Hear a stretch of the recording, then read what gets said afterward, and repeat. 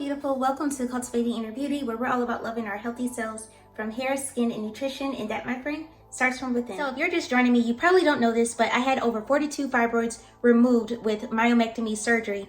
I'll share the video below if you're interested in learning more about that. But I had all those fibroids removed, and it wasn't my plan at all. And here's exactly what happened. So, full transparency, surgery wasn't even on the radar. It wasn't even an option of mine. So, I'm the one that believes in the healing of foods. I'm looking at different people's stories that had fibroids in the past, and they were able to shrink their fibroids with the things that they ate.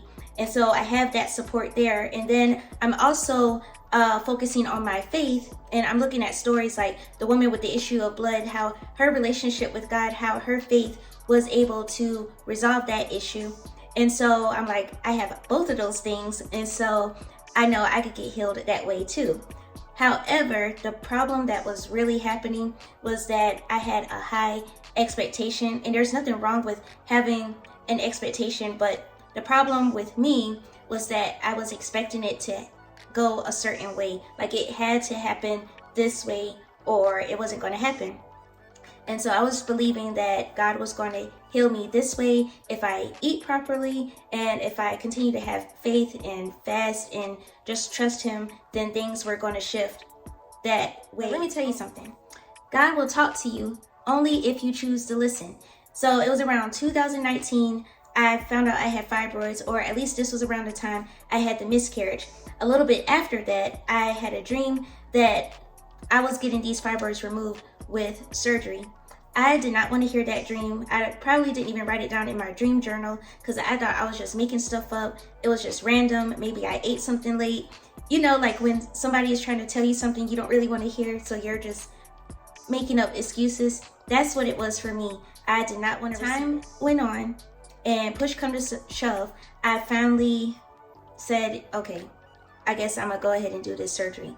And that's what ended up happening, because I kept trying to do things my way, and because I had this certain expectation of how I was going to get healed.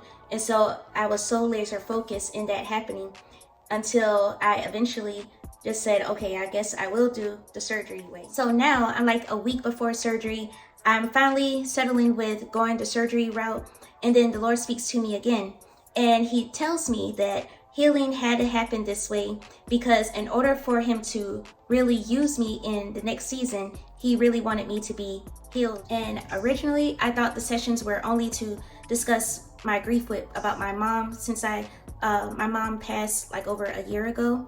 But in these sessions, we have been tilling through a lot of stuff since childhood, and so I'm really going through what it means to be healed, and so I could help other people. So within these last 2 months, I learned so much about myself, but I'm only going to share 3 of those with you to help you along your healing journey.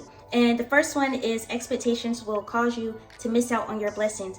If I stayed stubborn during the beginning of my journey with the fibroids and not go the surgery route, then I just wonder how long it would have taken me to get to this point where I'm going to therapy and getting like my full healing. So don't miss out on your blessings by just having one certain way that it has to be done. There's many different ways that God can do things in.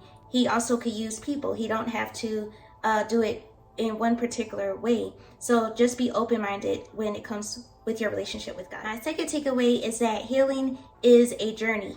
So looking back, I don't think I processed grief too well. Even to when I had my miscarriage, I only took like a few days out for myself, and then I went back to work. There was a lot of people that minimized grief and just saying how it's normal, it happens to everybody, and maybe one of the best ways is to work through it. And so that was like something that I've done. And it took this moment with having the surgery and the doctor recommending that I stay out for 2 months. It took that in order for me to really rest and to really get myself back in order, and also really get healed with mentally as well with the therapy. So yeah, just take your time and don't let anyone tell you how soon you're supposed to be healed, how you're supposed to heal. but just process it yourself. And my third takeaway, which goes with my first and second, is God's plans are way better. They will exceed your expectations. When you're trying to do things one way, He has a better way, and He knows the whole picture. A lot of times we're just looking at a small part, a small corner of a picture, when He's looking at the entire picture and how everything will fit. And so you just gotta trust His way.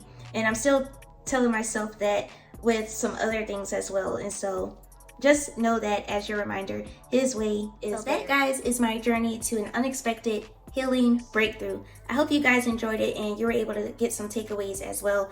Make sure you subscribe and join the Cultivating Beauty community, where I'm all about sharing wellness tips and more.